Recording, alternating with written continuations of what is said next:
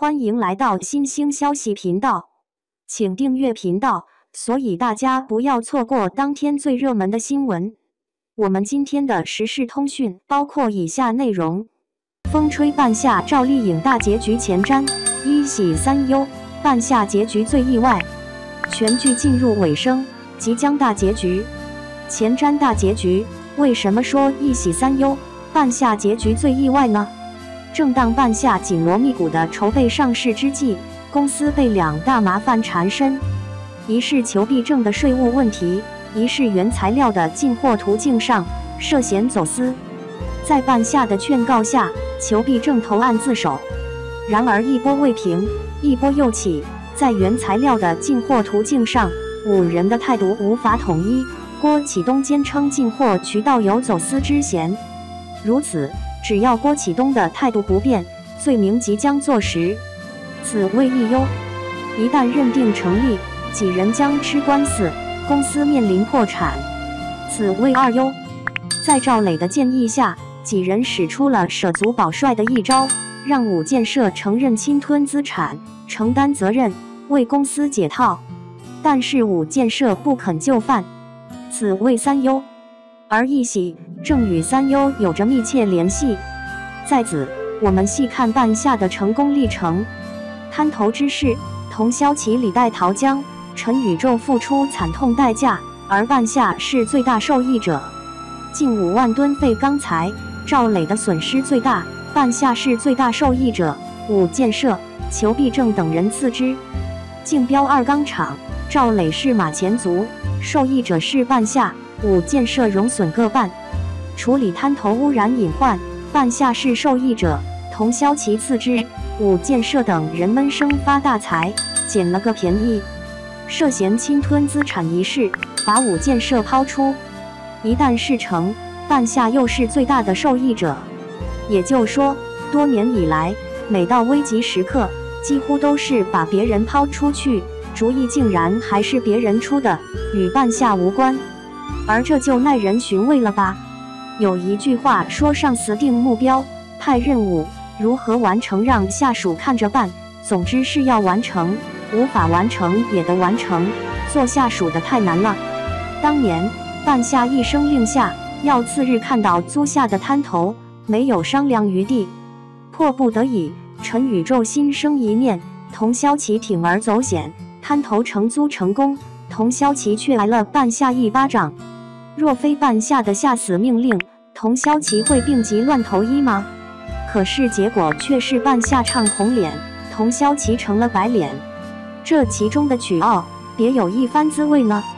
以此类推，在其他事情的处理上，半夏也多数如此吧。终于成功了，却又与赵磊掰扯起婚前财产公证，将赵磊的业务拒之门外。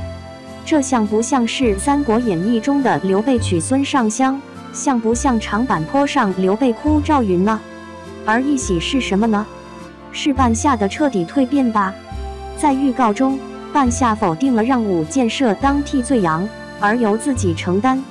眼见公司面临破产，他把余下的资金全部发放给员工，不留分文给自己。半夏终于意识到了过去的不磊落，与过去的自己决裂吧。半夏说，以前我一直认为有些事情随着时间都会过去的，但其实是过不去的。自己曾经犯下的错误，就当给自己一个交代吧。这是他的内心独白，也是他主动担责对过去种种的一个交代。那么半夏的结局最意外从何说起呢？剧中有一个细节，高跃进接受上峰的调查之后完璧而归，也就是说，半夏等人侵吞资产不成立，是一场误会。公司最终没有破产，而是成功上市。在一波三折中，半夏等人虚惊一场，却藉此修正了人生态度，从此真诚做人，用心做事。武建设、裘必正、冯玉等人皆然。2. 从坐姿看人物性格，赵丽颖前有碧瑶做，后有许半夏翘二郎腿。头条创作挑战赛由赵丽颖、敖豪、李光洁领衔主演的《风吹半夏》豆瓣开分8.4这是少有刘亮花所主演的影视剧获得高分，而且评分的人数可不少，有不少观众夸赞赵丽颖的演技，台词自然很多。由此可见，赵丽颖转型大青衣之路见效。如果之后剧情没崩，赵丽颖应该可以凭这部剧再上一个台阶。说来，很多人注意到赵丽颖的演技、台词、哭戏，不知道有没有人注意到赵丽颖的坐姿？在《风吹半夏》中，赵丽颖的坐姿最常出现的便是翘着二郎腿，但同样是二郎腿有不一样的性格。许半夏在前期求着武建设带着她玩时坐姿偏乖巧，虽然也翘二郎腿，但就是一种平常舒服的坐姿。但后期武建设带着许半夏去进废缸之后就变了，特别是在废缸涨价翻身之后，只是稍微动作大一点，许半夏的整个王霸之气就出来了。首先是暴富后还钱，许半夏暴发户的气质有点出来了，就往椅子上那么一坐小脚，这么一抬，听着各位老大哥们夸自己，许半夏嘴里很谦虚，但身体语言可是相当的嘚瑟。这二郎腿翘得老高，下一刻准备还钱坑郭启东。其次是许半夏被人举报进口的废缸有问题时，许半夏公司停业整顿，他本人被警方带走询问。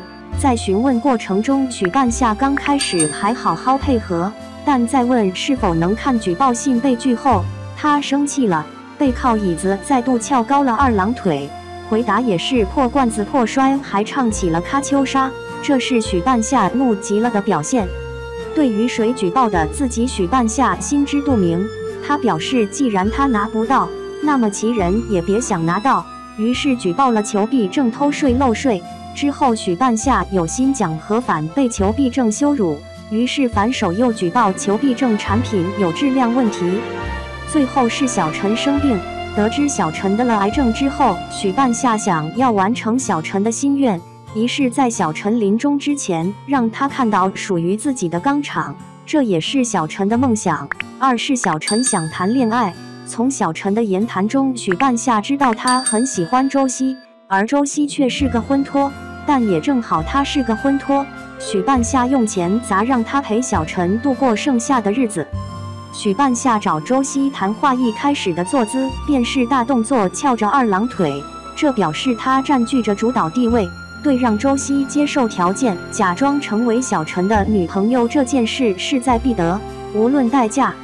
不难发现，许半夏每次比较大动作敲二郎腿时，都是他情绪波动比较大的时候，有意气风发，有生气，有心情沉重做出决定。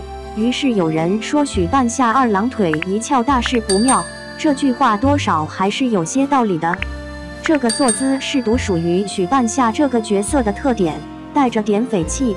而关于从坐姿看人物性格这件事，从赵丽颖的其他角色也能看出，比如前段时间的《幸福到万家》，有粉丝说从坐姿看男女分配，不过最早应该是青云志时期，赵丽颖有个碧瑶做的词条，在当年与葛优躺齐名。如果当年有追过青云志的网友，应该多少对碧瑶座有点印象。赵丽颖饰演的碧瑶在剧中有不少坐着的镜头，各种坐姿，有时有点小俏皮，但主要是怎么舒服怎么来，这也是符合碧瑶的性格，亦正亦邪的妖女，率性而为，不被条框所束缚，怎么开心怎么来。